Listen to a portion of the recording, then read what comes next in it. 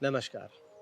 इस वीडियो में हम देखेंगे कि एक बढ़ते हुए जंगल की किस किस चीज़ों का निरीक्षण करना चाहिए जिससे कि हम यह निर्धारित कर सकें कि जंगल ठीक से बढ़ रहा है या नहीं, यह जंगल कामयाब हुआ है या नहीं, और अपने आसपास की आबो हवा में ये क्या क्या परिवर्तन लेके आ रहा है। जो सबसे पहली चीज़ किसी भी बढ़ते हुए जंगल में हम देखते हैं वो है उसकी बढ़त। जंगल में पाए जाने वाले सारे पेड़ अलग अलग दर पे बढ़ते हैं। हम कुछ पेड़ों को हर महीने नापते हैं और पूरे जंगल की औसत लंबाई का अंदाज़ा लगा लेते हैं। हर महीने ऐसा करने से हमें अपने जंगल की बढ़त पता चल जाती है। डॉक्टर मियावाकी के अनुसार भारत में कम से कम औसतन 1 मीटर की वृद्धि जंगल की लंबाई में होनी चाहिए।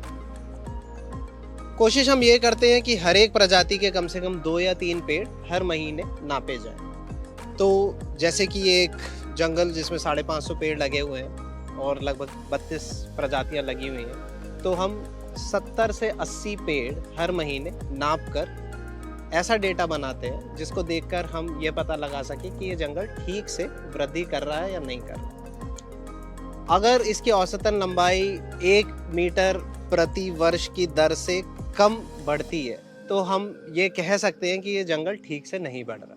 दूसरी महत्वपूर्ण जानकारी जिसे नापा जा सकता है वो है इन पेड़ों की मोटाई। ज़्यादातर हम उन्हीं पेड़ों को जिनकी हम लंबाई नाप रहे हैं उनकी मोटाई भी पता लगाते हैं। वर्नियर कैलिपर का इस्तेमाल करके एक ही जगह पर हर महीने मिलीमीटर में उसकी मोटाई माप कर उसका औसत निकाल लेते हैं और इससे हमें पता चल जाता है कि जंगल किस तरीके से बढ़ रहा है। हम लोग ने अब तक अपने अनुभव से यह सीखा है कि शुरुआत के 2-3 साल जंगल तेजी से ऊपर की तरफ बढ़ता है और एक बार जंगल के पेड़ जब ऊंचे हो जाते हैं तब ये अपनी पत्तियों को फैलाते हैं, अपनी डालियां फैलाते हैं, बहुत ज़्यादा मात्रा में फोटोसिंथेसिस करते हैं, उससे ज़्यादा मात्रा में आहार बनता है और तेज़ी से बढ़ते चले जाते हैं। इनकी मोटाई फिर तेज़ी से बढ़ती चली जाती है। तीसरी महत्वपूर्ण नापने की चीज़ है इस जंगल में पाए जाने वाले सारे पेड़ों की मृत्यु दर। किस मात्रा में पेड़ बच पा रहे हैं, इस जानकारी का पता होना बहुत ज़्यादा ज़रूरी है, क्योंकि अगर कोई ऐसी प्रजाति इस जंगल में लगी हुई है जो बच नहीं पा रही है तो हमें सबसे पहले उसका पता चल जाना चाहिए, जिससे कि अगली बार हम कोई भी जंगल लगाएं तो उसमें उस प्रजाति के पेड़ ना लगाएं। एक 3 साल पुराने जंगल की मृत्यु दर 6 से 8% से ज़्यादा नहीं होनी चाहिए। तो लगभग 90 से 95% तक पौधे अगर बच रहे हैं तो हम कह सकते हैं कि एक जंगल कामयाब जंगल है। कुछ पौधे हमेशा लगाए हुए जंगलों में, ये मानव निर्मित जंगल है, तो कुछ पौधे हमेशा नहीं बच पाएंगे। थोड़े बहुत पौधे हमेशा किसी भी प्रोजेक्ट में मरते ही हैं।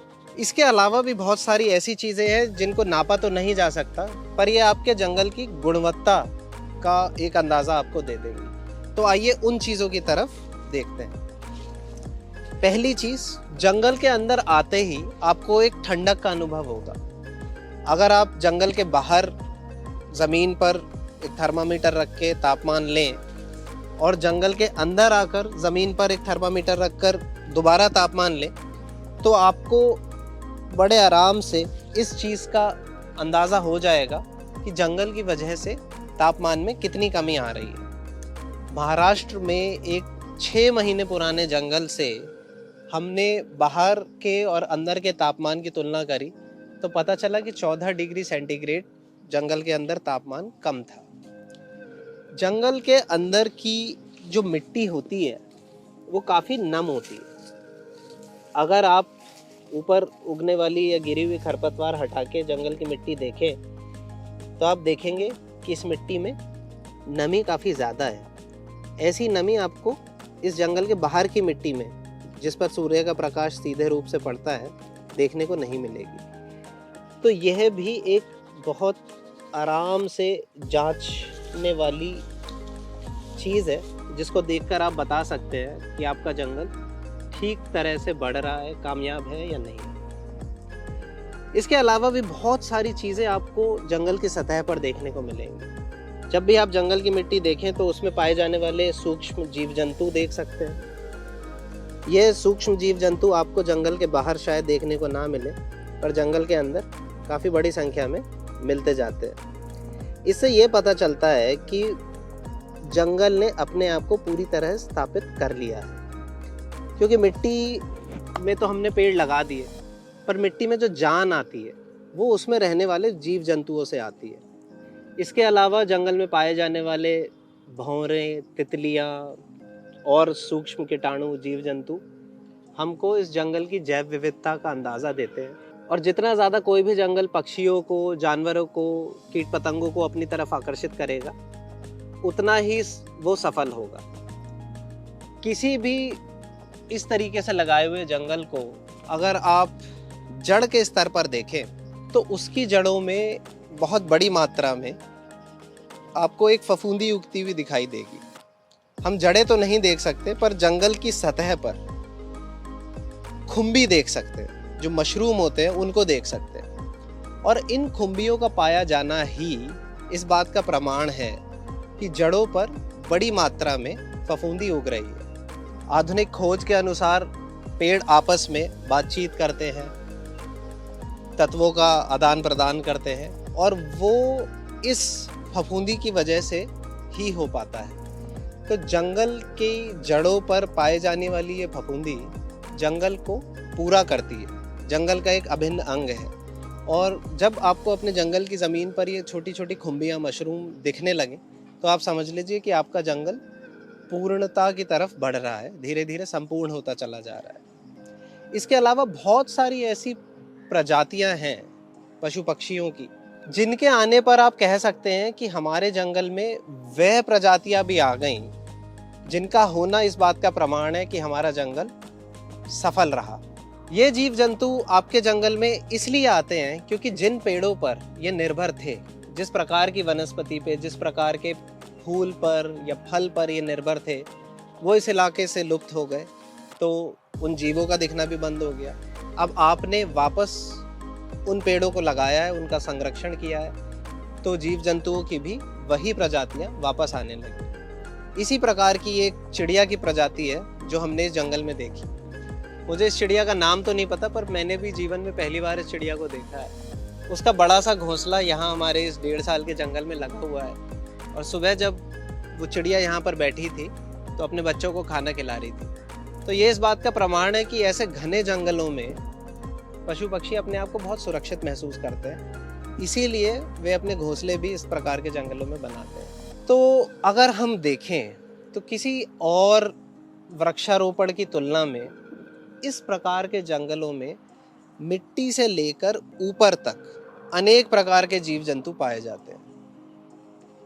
कई बार हमें उन जीव जंतुओं को भी देखना चाहिए जो कायदे से इस इलाके में पाए नहीं जाने चाहिए।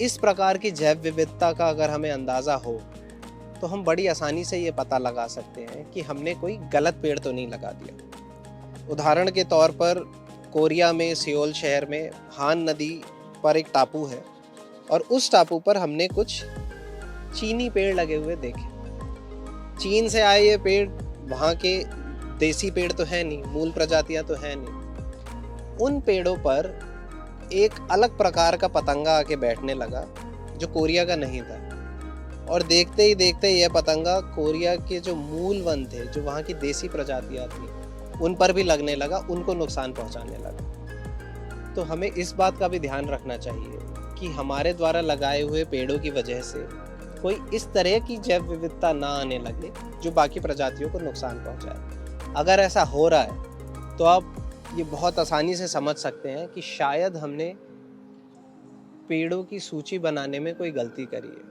किसी ऐसी प्रजाति को चुन लिया है जो इस इलाके की नहीं थी, और इस वजह से जैव विविधता में ये परेशानी आ गई है।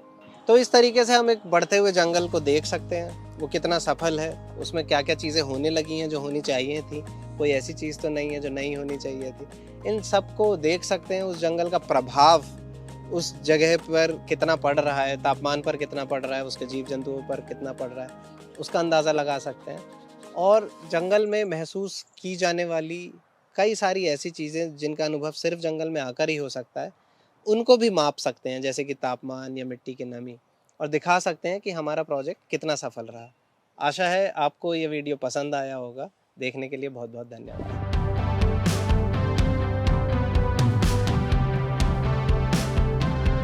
नमस्कार। जंगल बनाना सीखने की इस श्रृंखला में हमारे साथ जुड़े रहने के लिए आप लोगों का बहुत-बहुत धन्यवाद, और बहुत ज़्यादा धन्यवाद उन लोगों का जिन्होंने किकस्टार्टर पर सहयोग देके इस प्रोजेक्ट को यहाँ तक पहुँचाया है।